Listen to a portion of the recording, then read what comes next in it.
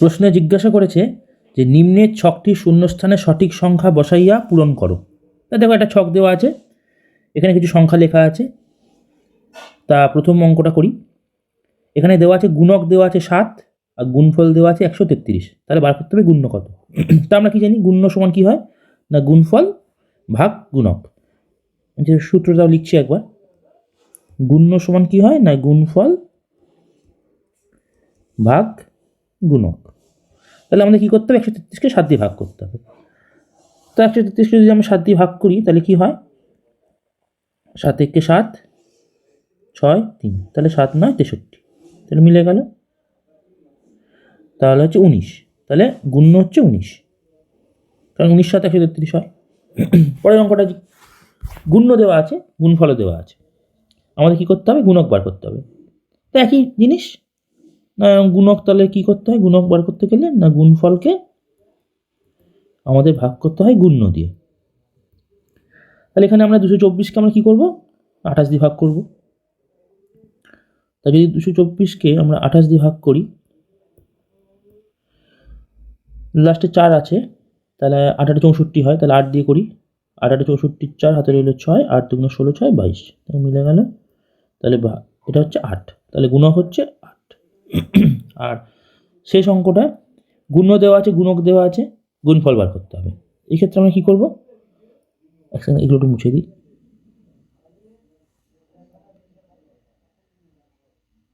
তা গুণফল বার করতে গেলে আমাদের কী করতে হয় না গুণ্যর সাথে গুণক গুণ করতে হয়।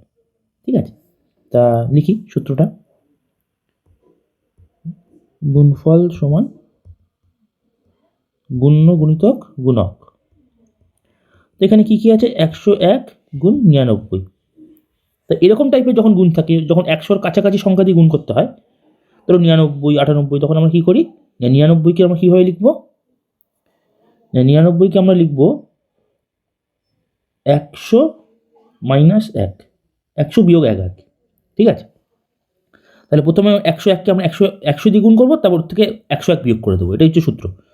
তাহলে 101কে যদি আমরা 100 দিয়ে গুণ করি তাহলে কী হয় পাশে দুখানা শূন্য বসবে, আর তার থেকে আবার 1 বিয়োগ করে দেবো, মানে 1 নয় মানে 101 বিয়োগ করব, তাহলে হবে বিয়োগ করলে 1 10 9 হাতে রইল 1, আবার 9, এটাও 9, তাহলে এলো 999। তাহলে উত্তর হবে সরি আরেকটাও 9 আসবে, হ্যাঁ দুজনে হাতে, হ্যাঁ 9, তাহলে 9999। তাহলে আশা করি এটা বোঝা গেছে। এবার আমরা পরের অঙ্কটা করব। এবার ক্ষয়ের অঙ্কটায় দেখো,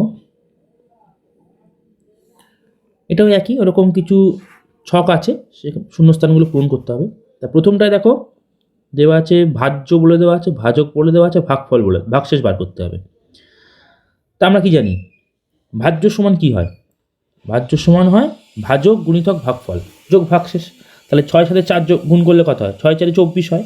তা 28 থেকে যদি 24 বিয়োগ করি তাহলে কত পড়ে থাকে 4, তাহলে ভাগশেষ হবে 4। কারণ যদি ছোটো করে দেখাই এখানটায়, ধরো 28 ছিল, আমরা 6 দিয়ে ভাগ করছি, 6 4 24, তাহলে কত পড়ে থাকছে 4, তো ওই জন্য 4 লেখা হয়েছে। আশা করি বোঝা গেছে। এবার পরের অঙ্কটা করি। দেখো ভাজ্য দেওয়া আছে 32, ভাগফল 6 আর ভাগশেষ 2, তাহলে হচ্ছে তোমার ভাজক বার করতে বলেছে।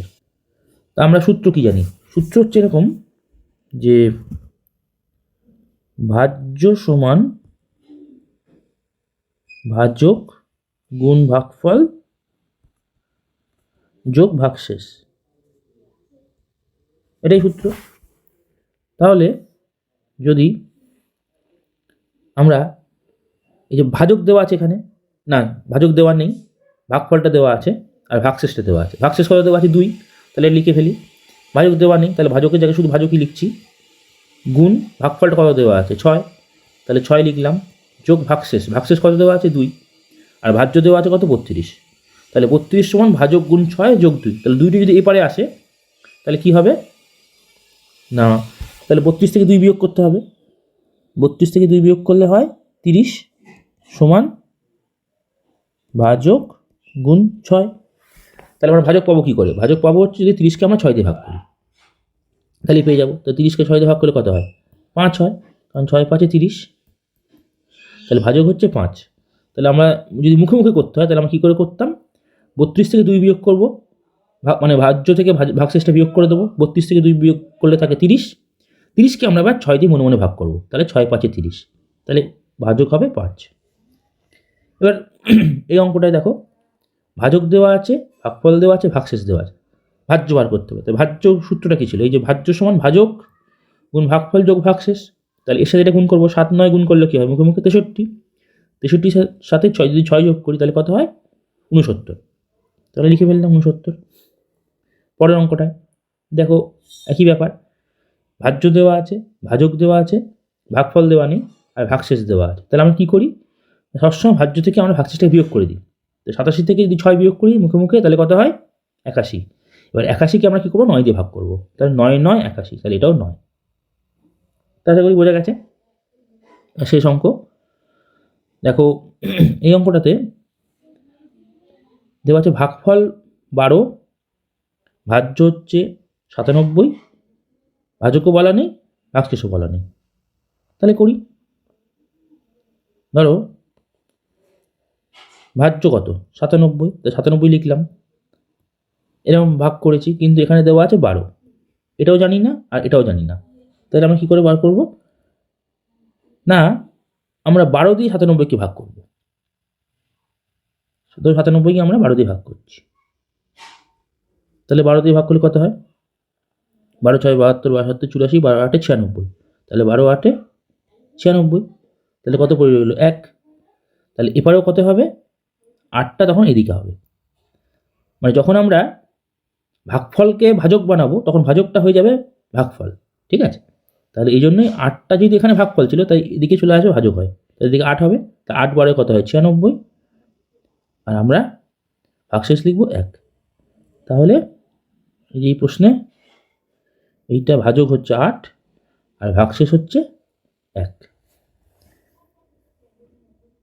এইটা হলো, শেষ হয়ে গেল।